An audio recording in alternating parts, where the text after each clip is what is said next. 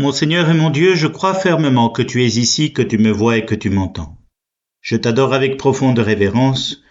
Je te demande le pardon de mes péchés et la grâce de faire avec profit ce temps de prière. Ma Mère Immaculée et Saint Joseph, mon Père et Seigneur, mon ange gardien, intercédez pour moi.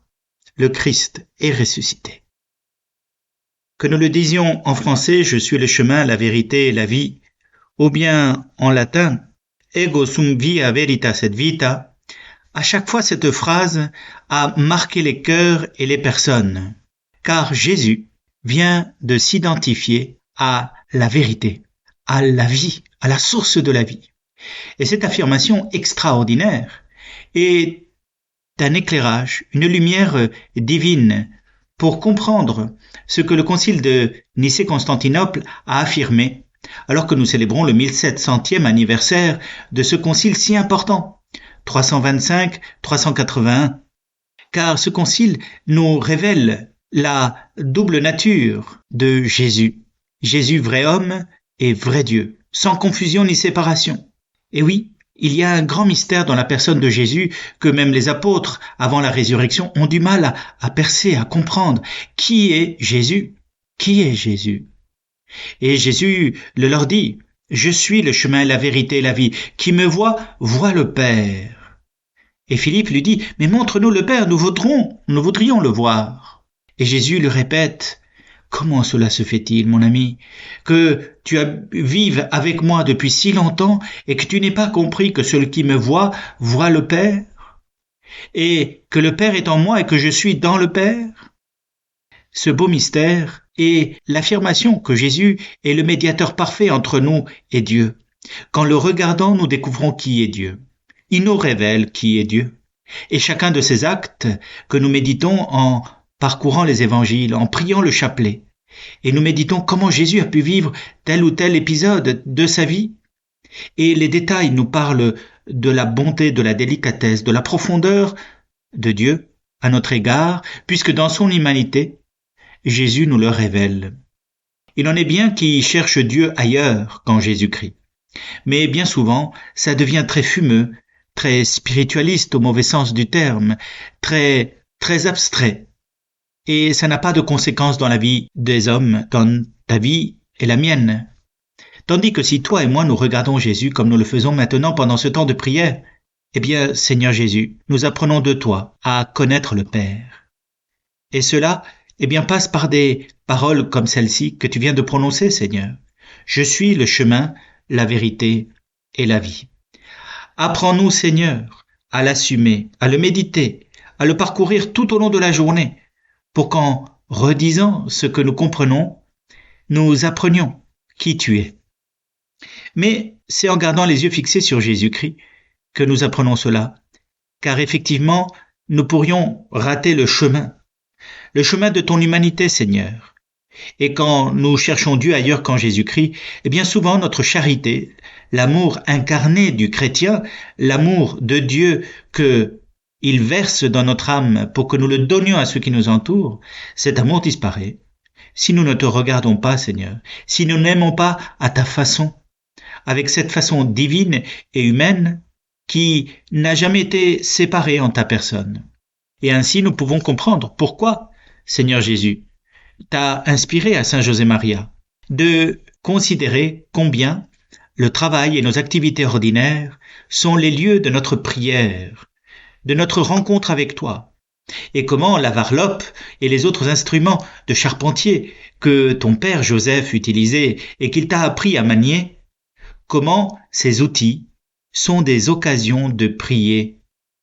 Car oui, quand nous sommes pleinement à ce que nous faisons, quand nous le faisons pour l'amour de Dieu, quand nous le faisons pour l'amour du prochain, et quoi, le travail c'est bien l'amour du prochain.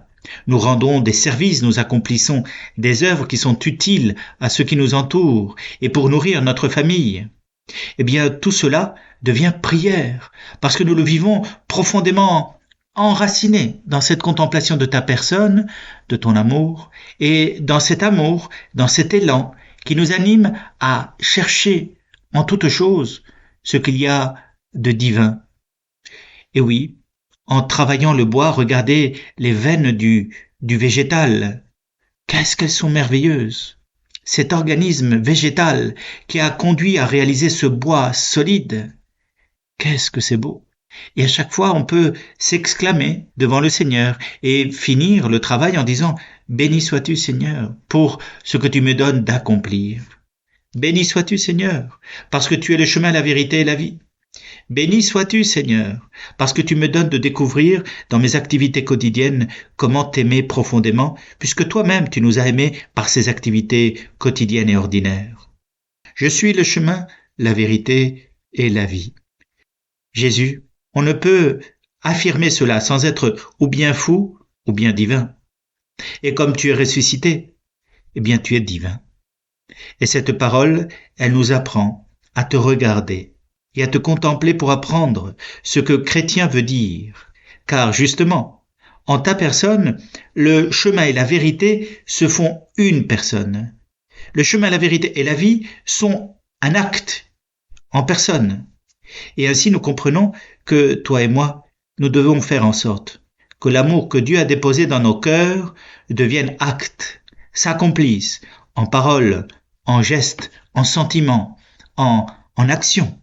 Tout doit être comme marqué par l'onction de Dieu, par l'onction céleste qui nous a été donnée au cours de notre confirmation dans le don de l'Esprit Saint. Et l'Église nous le transmet avec cette huile parfumée qui va remplir de douceur notre organisme spirituel et de force. Et oui, l'Esprit Saint fait cela en même temps et nous permet d'unifier petit à petit tout ce que nous faisons comme chemin, comme vérité, comme existence de la vie de Dieu en nous. S'il n'y a pas tout cela, eh bien toi et moi, nous ne sommes pas sérieux, nous ne le suivons pas Jésus. Or, Jésus est le chemin et il a laissé cette trace pour que nous le suivions. Seigneur, fais que je voie, que mon intelligence comprenne, que nous puissions te suivre et en te suivant, transformer nos existences pour qu'elles deviennent source de vie pour ceux qui nous entourent, à ta plus grande gloire. Que nous puissions ainsi, montrer ton doux visage, ton visage bienveillant envers chacun d'entre nous. Ta miséricorde, lorsqu'à notre tour nous devons exercer cette vertu de magnanimité, en pardonnant à ceux qui nous entourent, en aimant ceux qui ne nous aiment pas. Et cela nous fera grandir en espérance. Car l'espérance, c'est vivre dès maintenant des biens qui nous seront donnés plus tard.